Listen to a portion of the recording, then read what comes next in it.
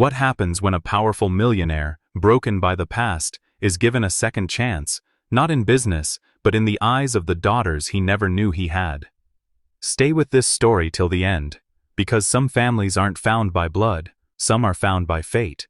Grayson Vale had everything the world could measure: his face on Forbes covers, towers in Manhattan that bore his name, and a high-rise penthouse no one ever visited. Yet on this sunlit afternoon, he sat alone on a quiet park bench beside a football field, still in his sharp Ferozi-tailored suit and polished shoes, a picture of success that somehow looked deeply out of place. His silver watch ticked steadily on his wrist, not as a symbol of power, but as a haunting reminder that time was slipping past without meaning. Families filled the park, fathers chasing kids with laughter, mothers sharing ice cream cones, teenagers with tangled earbuds, but Grayson felt like a ghost drifting through it all, unseen and untouched. The breeze played gently with his jet-black hair, but even nature couldn't soften the heaviness in his eyes. Somewhere far off, a boy's shout echoed as he scored a goal, but the sound passed through Grayson like air through glass. His world was silent, sterile, and inescapably lonely. He'd spent years mastering the art of appearing invincible, of smiling through meetings, of dominating conversations with charm and power, yet inside he felt like an abandoned theater where lights still shined, but no one watched the performance. His phone buzzed twice in his pocket, his assistant, likely with news about a stock drop or a new proposal, but he ignored it, too drained to pretend that any of it mattered. He adjusted his cufflinks automatically, a motion so practiced it felt mechanical, and gazed toward the empty soccer net swaying gently in the breeze. That net, more than all the properties he owned, seemed full of purpose. His chest rose with a quiet sigh, and for a fleeting second, he thought about the last time someone hugged him without asking for anything. He couldn't remember, not his ex-fiancée, not his business partners, not the women who clung to him at chai ritty galas. None had reached into his soul like the laughter of the children he now watched, running freely across the field. Their joy was untamed, real, nothing like the sterile high he got from quarterly earnings. He loosened his tie slightly, more from suffocation than discomfort, and stared blankly ahead. A little girl passed him hand in hand with her father, and his throat tightened. The sight didn't just sting, it pierced. It reminded him that no matter how far he'd climbed, he had lost something essential in the process. His eyes fluttered closed for a moment as the wind shifted, carrying with it the scent of cut grass and melting popsicles. He used to love that smell as a boy. Now it smelled like another life he barely remembered. His mind drifted through memories buried under years of acquisition and ambition, a birthday wish with no one to celebrate, a late night in an empty mansion, the sound of his own voice echoing off marble floors. He had conquered the world, but lost his footing on what it meant to live. And as he sat among the noises of a park so alive, he realized how deathly silent his life had become. His body was here, but his spirit lingered somewhere in limbo, hovering between the man he was and the boy who once dreamed without needing applause. The suit he wore felt too tight, not on his body, but on his soul, like fabric stitched from other people's expectations. He clenched his jaw, suddenly furious, not at anyone else, but at himself, for letting this emptiness go unnoticed for so long. He had become a machine with perfect manners and zero pulse, and yet, as the sun warmed his skin and the children's voices echoed around him, something unfamiliar stirred inside, a hunger not for food, love, or success, but for something unnameable, redemption maybe, or rescue. Just as he was about to stand and walk away, back to the world that applauded his emptiness, a soft sound broke through his thoughts. It wasn't birds or bells or a child's laughter, it was something smaller, more curious. 2 tiny giggles. He turned his head slowly, cautiously, as though afraid of imagining things. That's when he saw them. 2 little girls, barely more than 7 or 8, standing at the edge of the field, watching him. One wore a sharp purple frock, the other a vibrant pink. Golden curls tumbled over their shoulders, and their wide blue eyes studied him as if they already knew him. Between them sat a single old suitcase, scuffed, taped at the edges, small but heavy-looking. It didn't belong in this place. Neither, it seemed, did they. And in that instant something deep inside Grayson Vale, something untouched by wealth or reason, began to crack wide open. He didn't move, he didn't breathe. All he could do was stare back into their eyes, which held more story than most novels he had read. The noise of the world dulled once more, but this time, it wasn't because he was lost in emptiness, it was because something real was walking toward him. He didn't know their names, their past, or what that suitcase held. But somehow, in that moment, he knew they were about to change everything. Grayson didn't move at first, caught in a strange stillness as the two little girls on the far side of the football field stared back at him like they'd been waiting their entire lives for this moment. The wind rustled gently through their golden curls, catching sunlight like threads of gold dancing against the sky.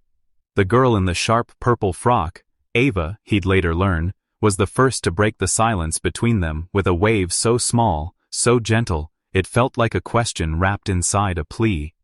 He blinked, unsure whether to smile, wave back, or simply look away, but something in her eyes made it impossible to turn. The second girl, in the vibrant pink frock, sat quietly beside her sister, hugging a fraying stuffed bunny with one hand and clinging to the handle of the worn suitcase with the other.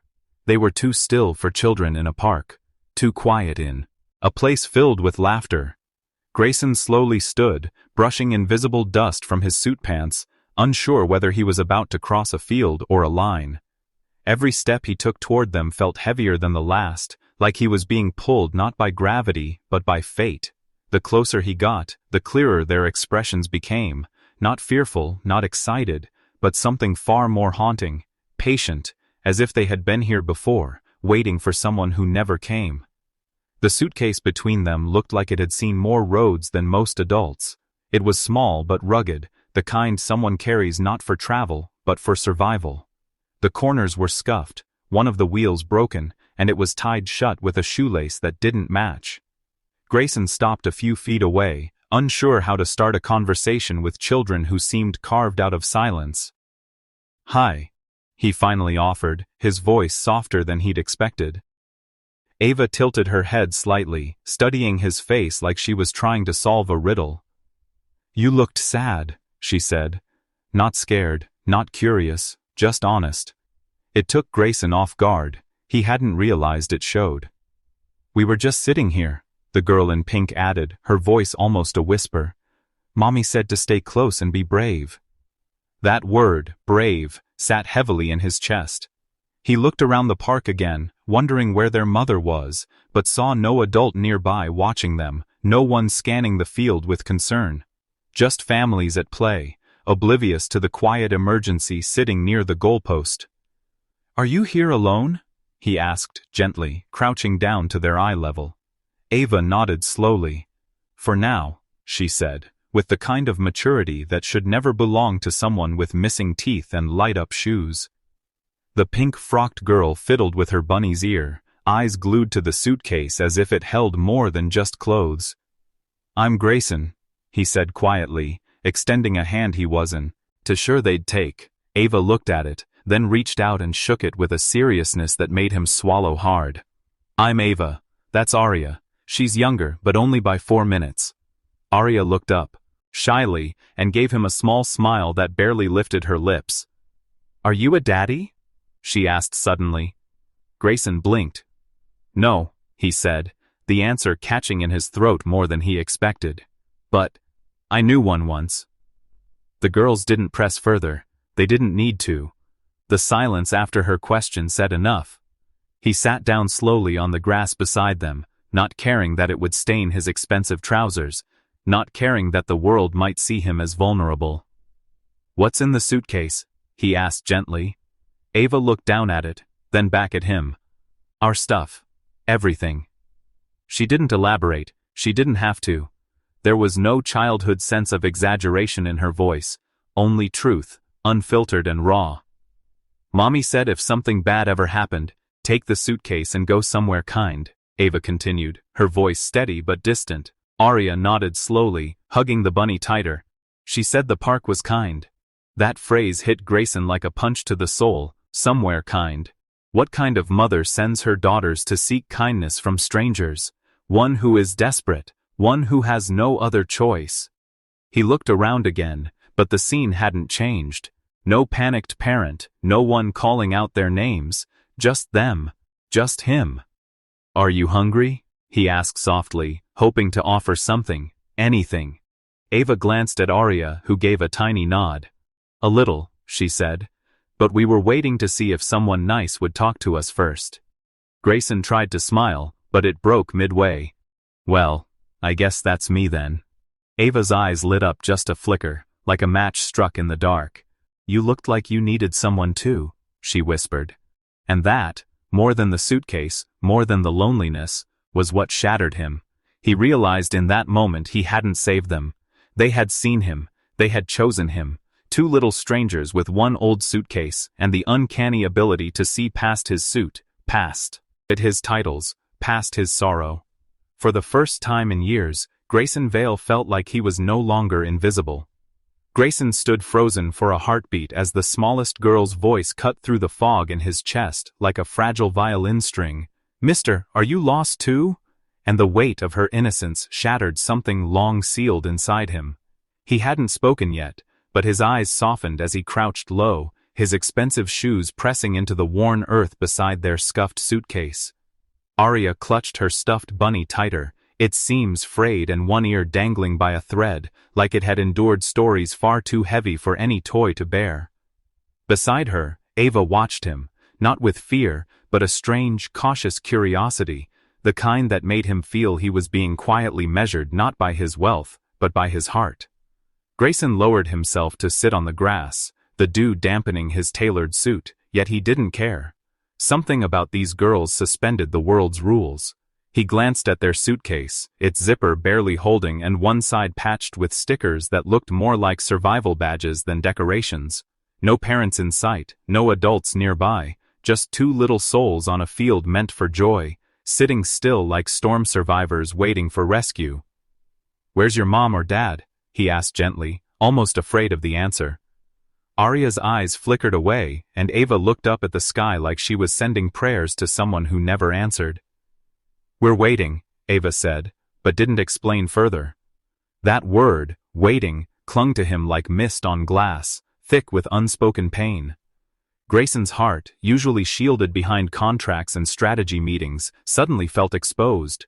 He looked down at Arya's torn shoes and how Ava had wrapped her purple frock over her sister's legs, like she had been doing it for years, like a mother would. "Do you live nearby?" he asked, and Arya shrugged with a tie. Redness too old for her age.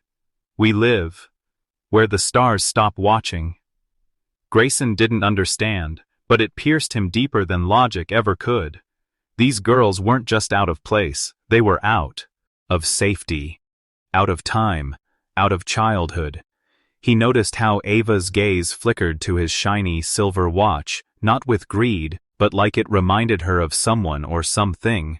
Perhaps of a man who once kept time but stopped showing up.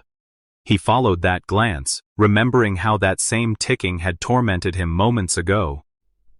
"Did someone leave you here?" he asked softly, almost whispering. Arya shook her head. "We were told to sit and wait till the sky turns dark." Grayson looked up. The sun was lowering, painting amber streaks across the field, but no sign of anyone coming. "Have you eaten today?" he asked. Arya's bunny got a tighter squeeze. Ava gave a small nod, then quickly added, "We shared a muffin this morning. It was someone's birthday." Grayson blinked, trying to process what kind of life these girls were navigating with such strange, poetic resilience. They weren't crying, they weren't complaining, but everything about their stillness screamed. His hands, so used to signing deals, felt clumsy resting on his knees. "Do you want me to call someone for you?" he offered gently. Ava hesitated, eyes narrowing like the offer was foreign. "People only call when they want to take us away," she said. That line froze the air. Grayson leaned closer, trying to keep his voice calm. "Take you away from what?" Arya whispered. "From each other." And that's when it hit him. This wasn't just about homelessness or abandonment. This was about survival through unity.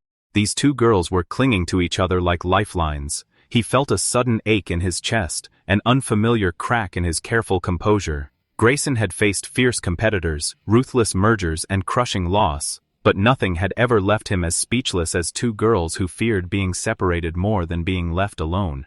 The football ground around them now felt like a forgotten island, the world too busy to notice the tiny storm brewing at its edge. He watched Ava subtly shift her body to block Arya from the wind, her gesture quiet, automatic, an instinct born from too many nights without shelter. He saw how Arya's fingers trembled, but never let go of her sister's hand. He asked nothing for a moment, only sat still, letting their presence sink into him like rain on dry soil. They didn't ask for help. They didn't even know how. But their eyes, those deep, endless blue eyes, held questions no adult had answered in a long time. "My name is Grayson," he finally said, unsure why he felt the need to earn their trust like this.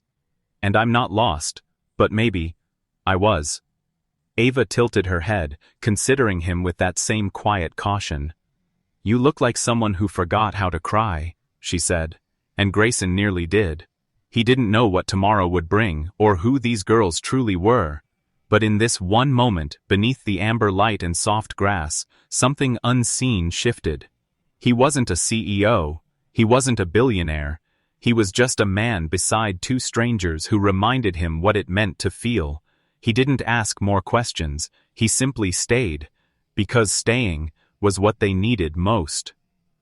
The grass beneath them swayed softly in the evening breeze, but the words Ava spoke cut deeper than any wind ever could.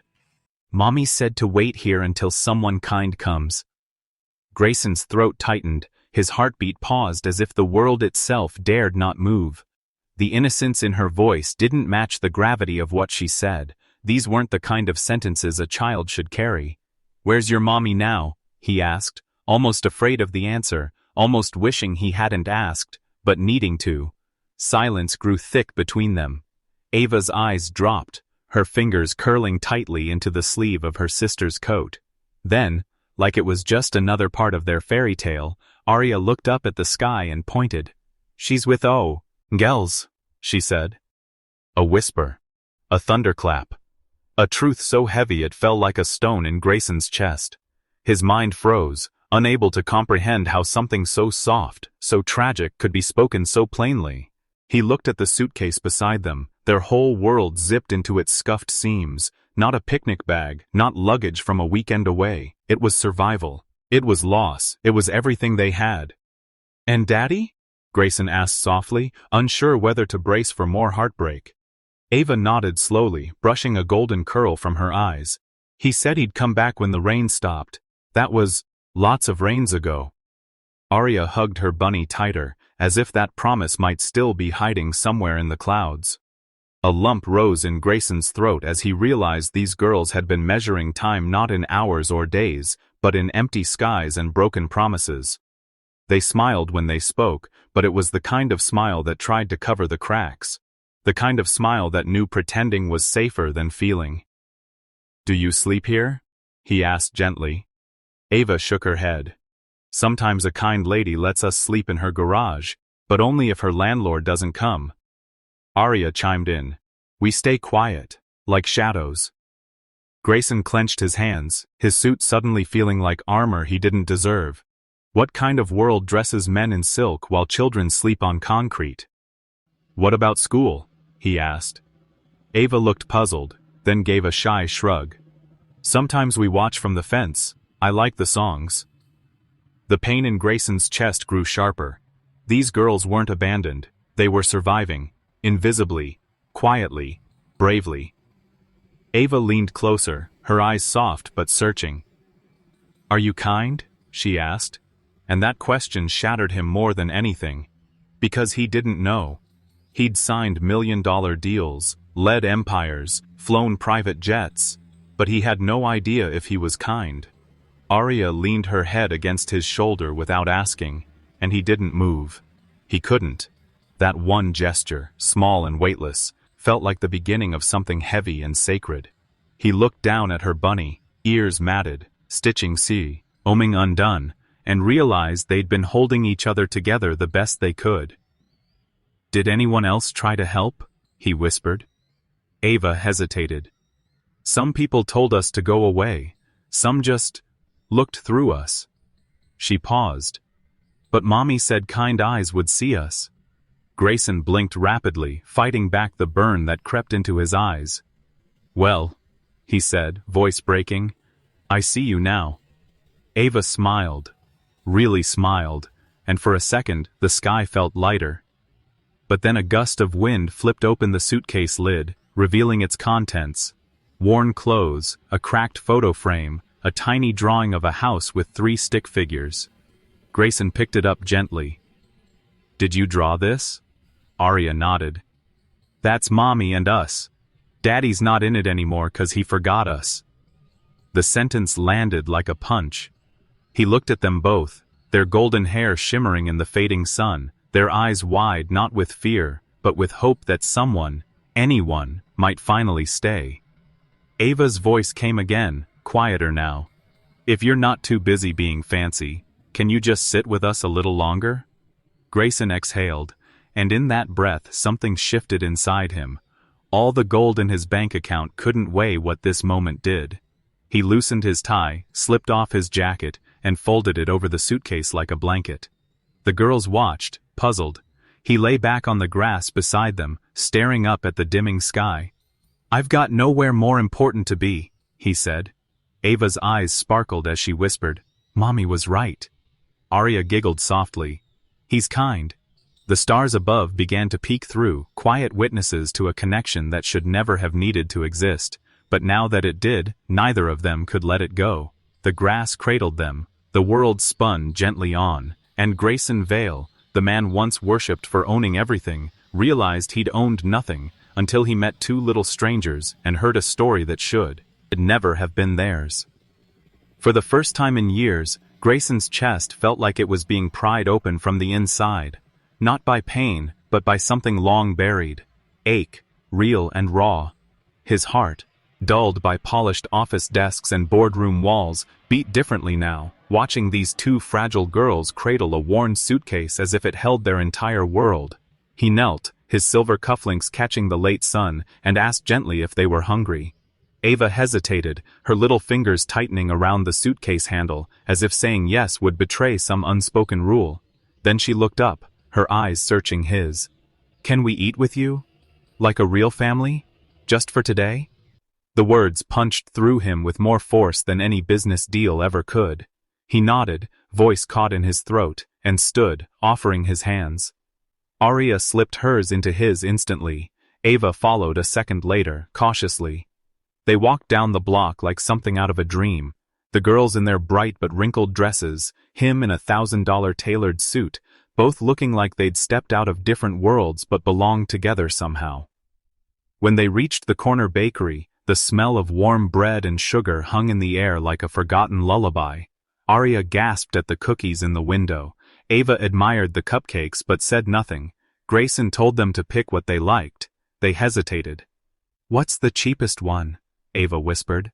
The question hit him like a brick. He waved to the cashier and said, "Whatever they point at, add 10 more." The girls finally chose a donut each. They sat at a small table in the corner, legs swinging, giggling as powdered sugar dusted their noses. Arya took a tiny bite and sighed like it was her first real food in days. Ava tore hers carefully, trying to make it last. Grayson watched, unable to swallow past the lump rising in his throat. When Arya accidentally dabbed cream on his nose, they both burst into laughter, a sound that lit up the dim corner of the bakery like Christmas morning. He laughed too, more freely than he had in years, and wiped his nose with a napkin, pretending to be scandalized. "You two are trouble," he teased. "Good trouble," Arya replied. Between bites they told him stories, half real, half imagination, about pirate ships made of chocolate and angels that leave messages in clouds. Ava leaned close and whispered, "You don't feel like a stranger." He froze, then smiled, but behind his smile was a storm.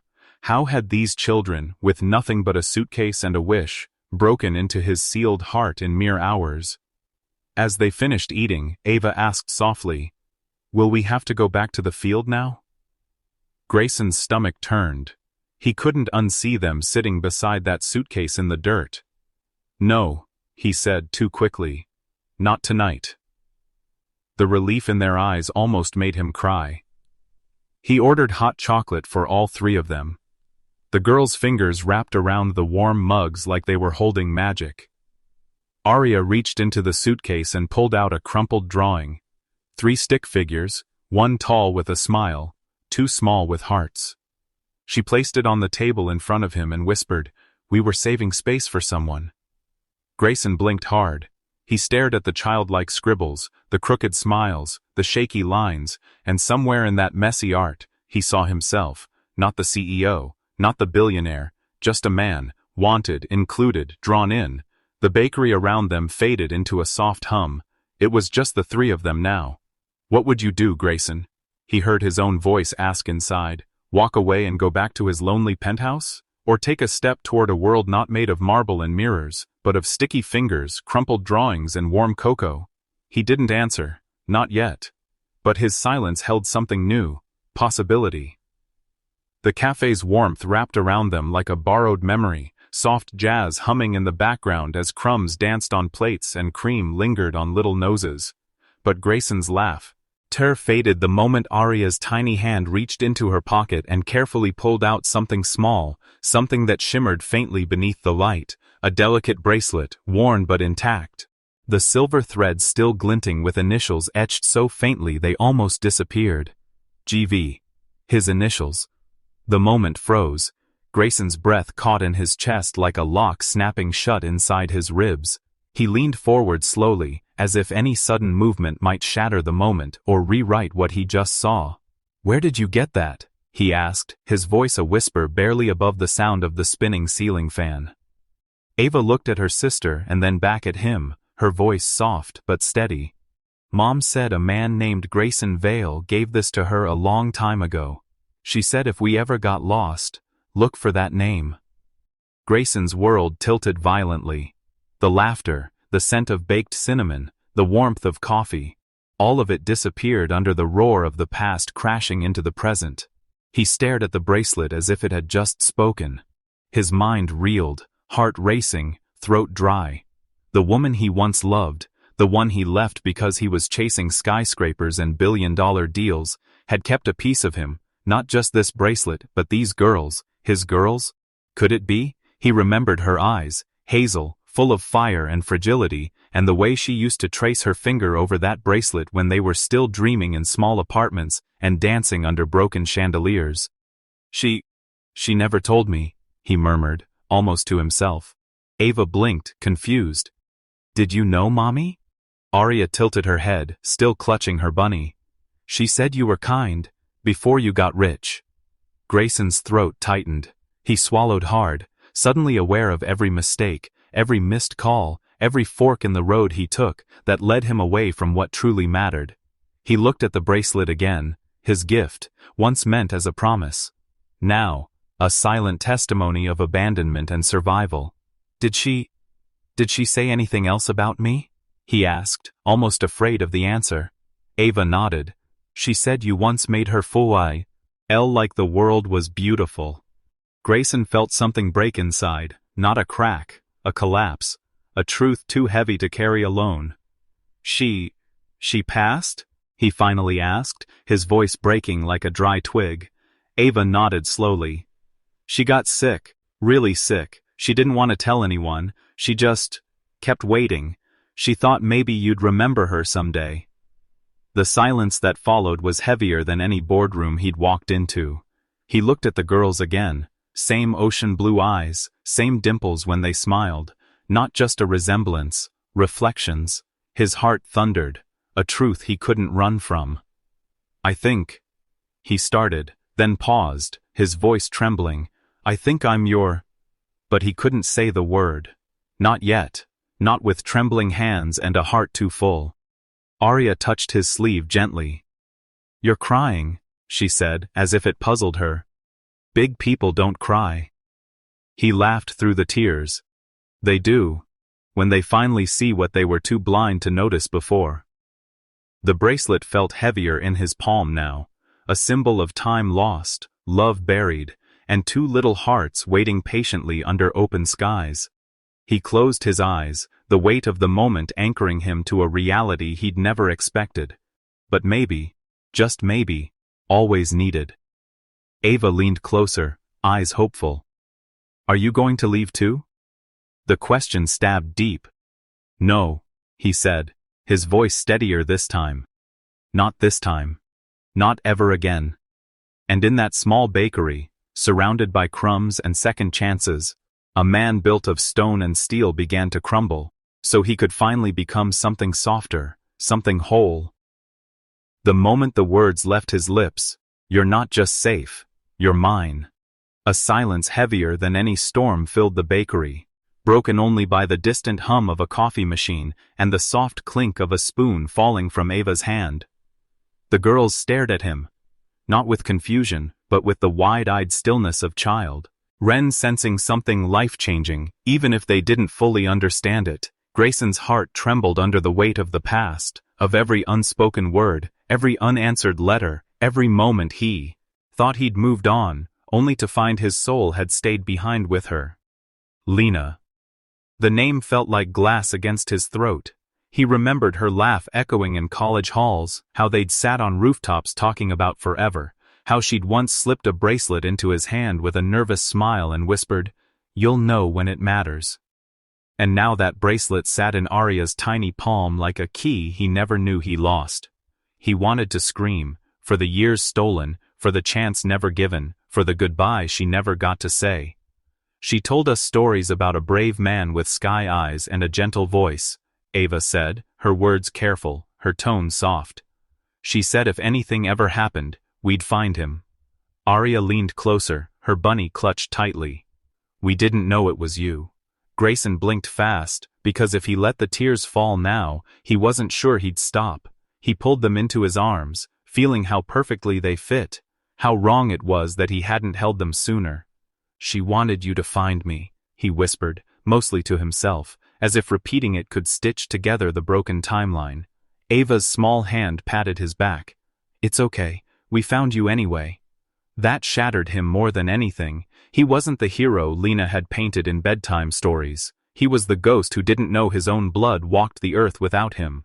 But now that he knew, he'd never let go. He guided them out of the bakery, one hand wrapped tightly around each of theirs, as if letting go might make the universe change its mind. Outside, the evening had painted the sky with lavender streaks, and the park in the distance looked less lonely. Do you have a house? Arya asked quietly. He nodded. Do you want to come? Ava tilted her head, suspicious in a way only a child with too many heartbreaks could be. Do you want us? His knees nearly buckled. More than anything in this world. She nodded, satisfied with sound. The answer, like she'd been waiting her whole life to hear someone say those words with truth in their chest. They reached his car, and the girls gasped softly. It wasn't the shiny exterior or the luxury inside, it was the warmth of being wanted that made them smile. Grayson opened the door like a man opening his heart, steady, certain, no longer afraid. Do you like stories? He asked as he buckled them in. We love stories, Arya beamed. Good, he said, starting the engine. Because this time I get to write one, with you in it. The car rolled forward, but the ache in his chest lingered, not from regret anymore, but from love too big to hold inside. He knew tomorrow would bring questions, lawyers, maybe even pain, but for tonight, he would let joy live here. He watched them in the mirror, Ava humming a tune and Arya falling asleep with her cheek pressed to the window, and he swore to himself he'd give them the world their mother never got. Daddy, Ava suddenly said, as if testing the word. It hit like thunder, stunning, impossible, sacred. He met her gaze in the mirror, voice cracking. Yes, sweetheart? She smiled. I think Mommy would be happy now. And somehow, in that moment, under the darkening sky and the quiet hum of the road, Grayson Vale, the millionaire who had everything, realized he'd only just found what truly mattered. Grayson's arms trembled as he cradled the girls against his chest, not out of weakness, but because for the first time in years, his heart carried something heavier than ambition, love. He didn't just cancel his meetings, he shredded his calendar. The world that once ran on deadlines now moved to the rhythm of small footsteps and innocent laughter. His penthouse, once a cold museum of success, now breathed like a home, echoing with giggles, soft lullabies, and the rustle of storybook pages turning late into the night. He bought bunk beds, but they still ended up falling asleep in his arms on the couch, heads resting on either shoulder, as if their tiny hearts instinctively knew they had finally found someone who wouldn't leave. He swapped tailored suits for soft cotton pajamas, matching the ones with little stars and bunnies the girls picked out for him. Pancake mornings became sacred rituals, complete with syrupy messes and fruit smile faces, and they giggled when he burned the edges. Grayson tried to read stock reports in the early hours, but somehow ended up learning how to braid hair, fix a stuffed bunny's ear, and tie pink shoelaces in double bows. He stopped checking his phone during meals. He memorized their bedtime songs instead.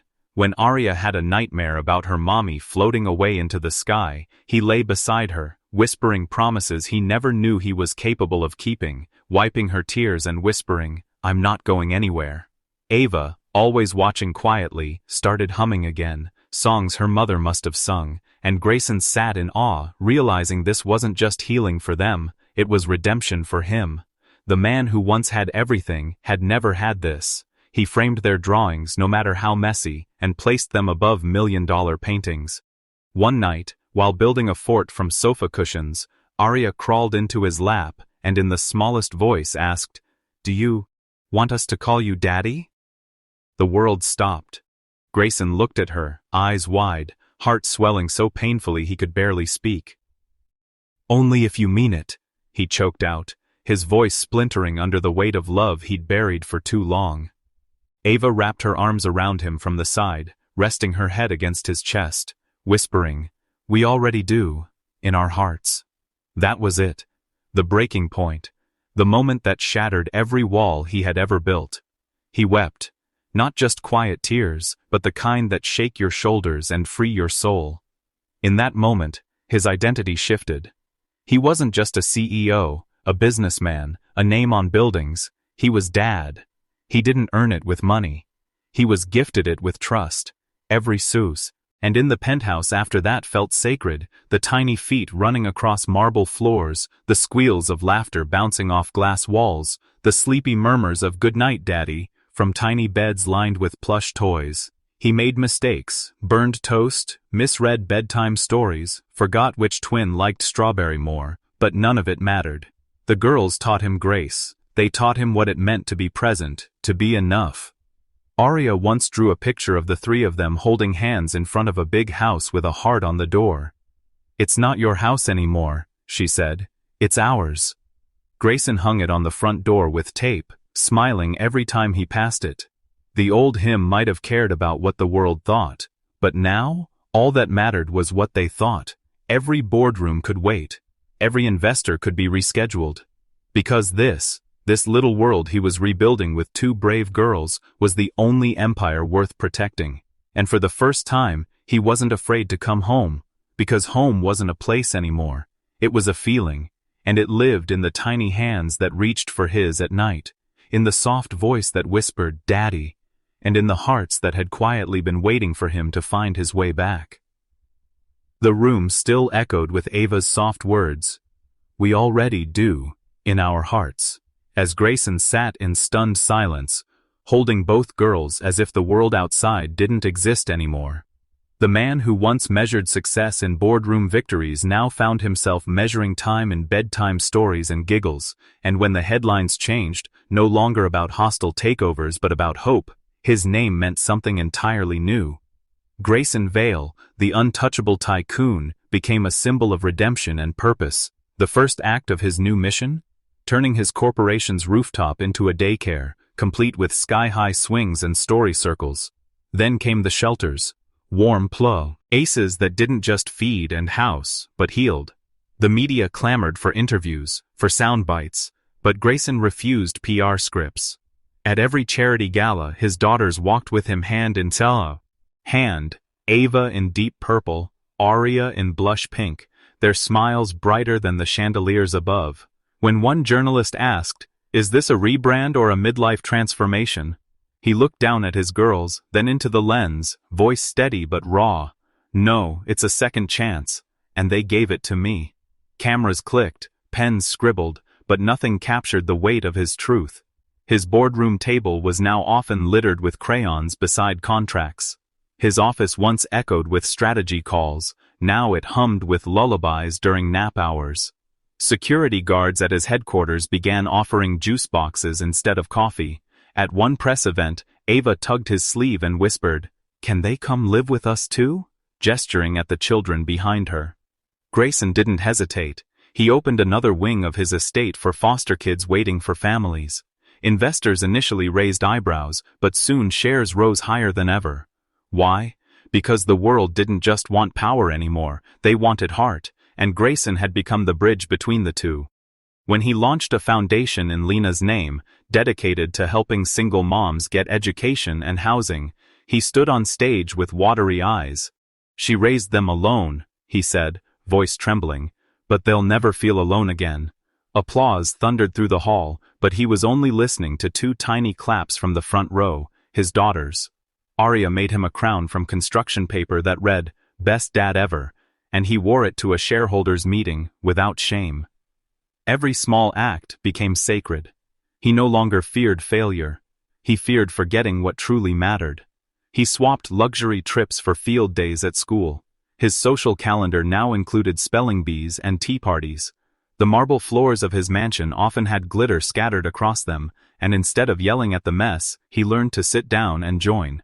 The same hands Tiapua's hat once signed billion-dollar deals now braided hair and patched up scraped knees. His legacy was no longer confined to skyscrapers, it now lived in bedtime prayers and whispered, "I love yous." When he was asked to speak at a business summit, he began not with numbers but with a photo of Ava and Aria on his phone's lock screen.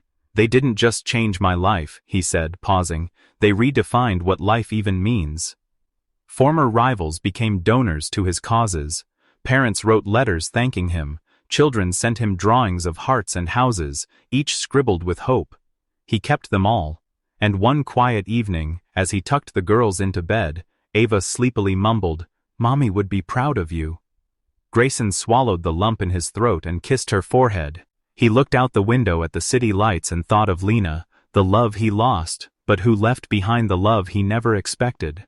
"Thank you," he whispered to the stars, because legacy wasn't about what he'd built, it was about who he was becoming. And for the first time in his life, Grayson Vale knew he was exactly where he was meant to be,